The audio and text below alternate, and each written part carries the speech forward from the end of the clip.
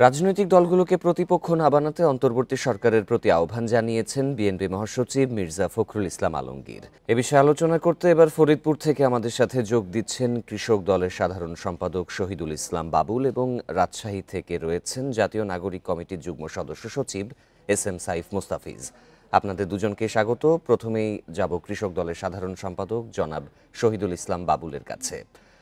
বলা হচ্ছে যে রাজনীতিকদের ৫৩ বছরের কাজ নিয়ে আজকে বন পরিবেশ উপদেষ্টা প্রশ্ন তুলেছেন, তো আপনি এ বিষয়ে কি বলবেন? জি, আপনাকে ধন্যবাদ। শোনেন, এই যে বিএনপির মহাসচিব মির্জা ফখরুল ইসলাম আলমগীর যেটা বলেছেন যে সরকার তো আমাদের প্রতিপক্ষ না, বা রাজনৈতিক দলকে কি কারণে প্রতিপক্ষ? আমাদের যদি সবকিছু ঠিক হয়ে থাকতো তাহলে তো আমাদের লড়াই করবার প্রয়োজন ছিল না। আমরা যে ১৫ বছরের একটা দৈত্য অমানবিক শাসনের বিরুদ্ধে লড়াই করলাম, এই যে লড়াই করলাম তো অন্যায় অনিয়মের বিরুদ্ধে, সংস্কারের প্রয়োজনে, গণতন্ত্রের জন্য। তো এখন ৫ তারিখে আমরা একটা সাফল্য পেলাম। তো এখন সরকারের পক্ষ থেকে প্রধান উপদেষ্টা কখনো এরকম বলেছেন নেতিবাচক আমি জানি না, কিন্তু এই যে রাজনৈতিক দল রাজনৈতিক নেতৃত্বকে হেয় করবার যে প্রক্রিয়া প্রচেষ্টা, রাজনৈতিক দল সব ভালো করে। এর আগেও একটা সেনা সমর্থিত এরকম সরকার ছিল, তারাও কেন করেনি? হ্যাঁ, রাজনৈতিক নেতৃত্বের ভুল থাকতে পারে, সেই ভুলকে শুধরে নিয়ে সময়ের প্রয়োজনে, গণতন্ত্রটা তো একটা প্র্যাকটিসের ব্যাপার। বিগত দিনে ৫২ বছর করে গণতন্ত্র ১০০ বছরের প্র্যাকটিসের মধ্য দিয়ে পরিশীলিত হয়। আমরা যে বিগত দিনে আমাদের ভুল হয়েছে, ত্রুটি হয়েছে, ব্যত্যয় হয়েছে, সেটা আমরা দেখছি, এবং আগামী দিনে যাতে এই ধরনের মানুষের অধিকারকে কেউ হরণ না করতে পারে, লুণ্ঠন না করতে পারে, সেই জন্য আমাদেরও দাবি আছে। সংস্কারের সাথে আমাদের কোনো বিরোধ নাই, কেন বিরোধ থাকবে? সরকারের পক্ষ থেকে যদি পরিষ্কার করে বলা হয় যে হ্যাঁ আমরা এই সংস্কার করতে চাই, আমাদের এত সময়ের প্রয়োজন, তারা তো একটা ধূম্রজাল তৈরি করে রেখেছেন।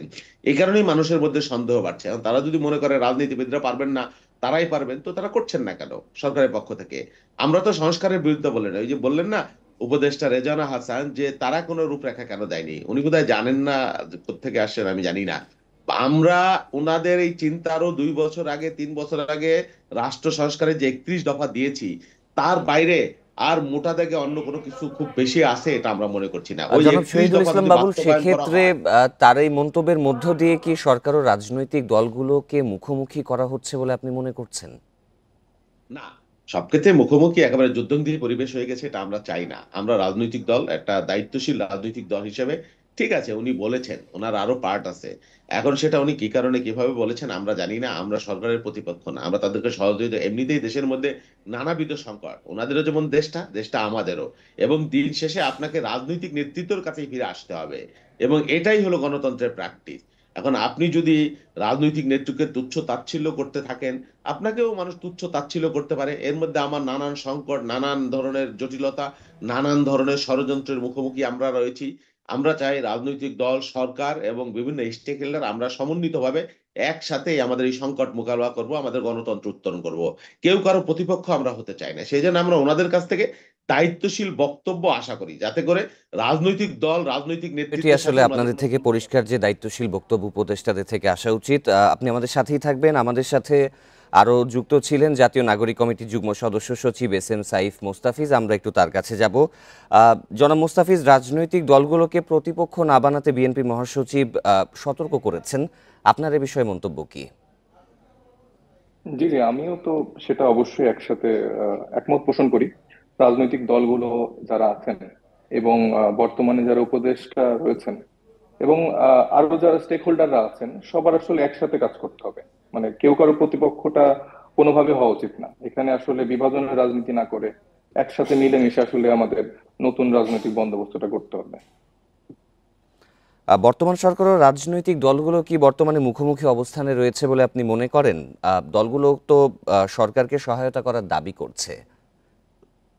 আমার আমার মনে হয় না আসলে তারা মুখোমুখি অবস্থানে আছেন। কিছু কথাবার্তা আসলে মিডিয়াতে আসে এবং সে কথার পরিপ্রেক্ষিতে আরেক রকম কথা আসে। তো আমার মনে হচ্ছে আহ, যে দায়িত্বশীল জায়গাগুলোতে যারা আছেন, আমি তারেক জিয়ার কথাই বলতে পারি, উনি কিন্তু আসলে জনগণের পালস বুঝে কথা বলছেন এবং আমি দেখতে পাচ্ছি আহ, তাদের দলের কিছু নেতাবৃন্দের কথা হয়তো বা দুই রকম হতে পারে, কিন্তু আমার মনে হয় যে সামষ্টিকভাবে যে তাদের সিদ্ধান্তগুলো, সেগুলো আস্তে আস্তে আমার মনে হচ্ছে যে জনগণের দিকে আসছে এবং যারা উপদেষ্টা মন্ডলী আছেন তাদের সাথে আমার মনে হয় যে একটা ব্রিজ মেনটেন হবে এবং নতুন বাংলাদেশ গড়ার পক্ষে সবগুলো শক্তি একসাথে কাজ করতে পারবে বলে আমি মনে করি। নিশ্চয়ই জনাব এস এম সাইফ মুস্তাফিজ, আপনি আমাদের সাথেই থাকবেন। আমরা আবার একটু কৃষক দলের সাধারণ সম্পাদক জনাব শহীদুল ইসলাম বাবুলের কাছে যেতে চাই। জনাব শহীদুল ইসলাম বাবুল, উপদেষ্টা সৈয়দ রিজওয়ান হাসান আরও একটি কথা বলেছেন যে রাজনীতিবিদরা যদি নির্বাচন সহ সব সমস্যার সমাধান করতে পারতেন তাহলে তত্ত্বাবধায়ক সরকারকে আবার ফিরিয়ে আনতে হতো না। এই কথার সাথে আপনি কি কোনো দ্বিমত পোষণ করবেন নাকি হ্যাঁ, তার এই এটা তো বক্তব্যের সত্য। ব্যাপারে কি এটা বলবেন? তো কেউ অস্বীকার করছি না। আমাদের রাজনৈতিক নেতৃত্বের ব্যর্থতা আছে, ভুল আছে, দায় আছে, অবশ্যই আছে। সেজন্য আপনি সংস্কার করেন, নির্বাচন ব্যবস্থা কিভাবে পাকাপোক্ত করবেন, এখন কতটুক করবেন, কতদিন করবেন, কতকাল করবেন, সেটাই হলো মূল প্রশ্নের জায়গা। আমাদের ওনাদের সংস্কার নিয়ে কোনো বিরোধ নেই। ওনারা যে সংস্কার চায়, আমরাও সেই সংস্কার চাই। আমাদের বক্তব্য আমরা পেছনের দিকে না যাই, আমরা মানে সামনের দিকে যাই। লুক ফরওয়ার্ড আমরা রাখি আমাদের দৃষ্টিটাকে, এবং আমাদের পুরনো হিংসা, বিদ্বেষ, ভুল, অন্যায়, অনিয়ম, অকল্যাণ যা কিছু আছে সবকিছু ধুয়ে ফেলে আমরা নতুন দেশ, নতুন রাষ্ট্র, নতুন সভ্যতা, নতুন সম্ভাবনার দিকে আমরা অগ্রসর হতে চাই। এর এর জন্য সমস্ত রাজনৈতিক দল, সরকার সকলেই আমরা ঐক্যবদ্ধভাবে কাজ করবো। নিশ্চয়ই ওনারা সংস্কার করবেন, ওনাদের সংস্কার করতে কেউ ব্যারিকেড দেয় নাই, কেউ বাধা দেয় নাই।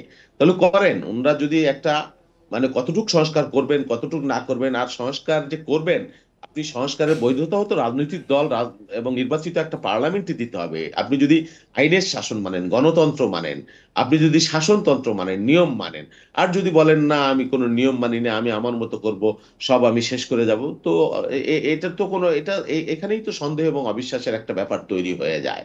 যে আপনার ম্যান্ডেট কি, আপনি কার কাছে জবাবদিহি করবেন, আপনাকে মানুষ চাচ্ছে কি চাচ্ছে না, এইটাই বা আপনি কিভাবে মূল্যায়ন করবেন?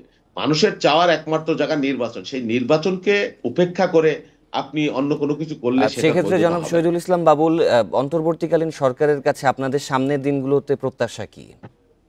না না, প্রত্যাশা হলো ওনারা দেখেন নানান ধরনের সংকট ওনারা ডাক দিয়েছেন, আমরা ঐক্যবদ্ধ হয়েছি, সকল রাজনৈতিক দল তাদেরকে সহযোগিতা করে। আপনি এখন পর্যন্ত বলতে পারবেন না যে সরকারকে আমরা চরম, হ্যাঁ কথা হচ্ছে, এটা অবশ্য গণতন্ত্রের সৌন্দর্য, পাল্টা কথা হচ্ছে, সমালোচনা হচ্ছে, ডিবেট হচ্ছে, হতে পারে, কিন্তু চূড়ান্ত ব্যাপারে বা দিন শেষে আমরা এক এবং অভিন্ন দেশের প্রশ্নে, আমাদের সার্বভৌমত্বের প্রশ্নে এবং গণতন্ত্রের প্রশ্নে আমরা এখনো বিশ্বাস করি যে ওনারা আমাদের গণতান্ত্রিক অগ্রযাত্রা অব্যাহত রাখবার জন্য মৌলিক কিছু সংস্কার তৈরি করে আমাদের নির্বাচনী রোডম্যাপে আমাদের দেশটাকে তুলে দিবেন। এটাই হলো আমার বক্তব্য। আমাদের রাজনৈতিক নেতৃত্বের বিগত ত্রুটি, বিস্মৃতি, ভুল, অন্যায় যা কিছু রয়েছে তা থেকে শিক্ষা নিয়ে আমরা নতুন বাংলাদেশ, এটা আমাদের কমিটমেন্ট, আমাদের 31 দফার মধ্যে সেটা আছে, আপনি দেখবেন। নিশ্চয়ই জনাব শহীদুল ইসলাম বাবুল, আপনাকে অসংখ্য ধন্যবাদ, আমাদের সাথেই থাকবেন। আমরা আবারও একটু যেতে চাচ্ছি জাতীয় নাগরিক কমিটির যুগ্ম সদস্য সচিব জনাব এস এম সাইফ মুস্তাফিজের কাছে। জনাব এস এম সাইফ মুস্তাফিজ, এই 53 বছর যে গেল স্বাধীনতার পরে রাজনৈতিক দলগুলোর ব্যর্থতা কতটুকু আপনার কাছে মনে হয়, যে কারণে এখনো তত্ত্বাবধায়ক সরকারের প্রয়োজন হচ্ছে, এ বিষয়ে আপনি কি বলবেন? আসলে, বিশ্বাস করি যে আসলে 53 বছরে আমাদের সবগুলো রাজনৈতিক দল ব্যর্থই হয়েছে। ব্যর্থ না হলে আওয়ামী লীগের মতো একটা দল 17 বছর ধরে ফ্যাসিজম কায়েম করে আসলে ক্ষমতায় টিকে থাকতে পারে না। আমাদের যে বিরোধী দল যারা ছিলেন তারা সে জায়গায় আসলে ওই ভূমিকাটা পালন করতে পারেনি বলেই তারা আসলে ক্ষমতায় ছিলেন।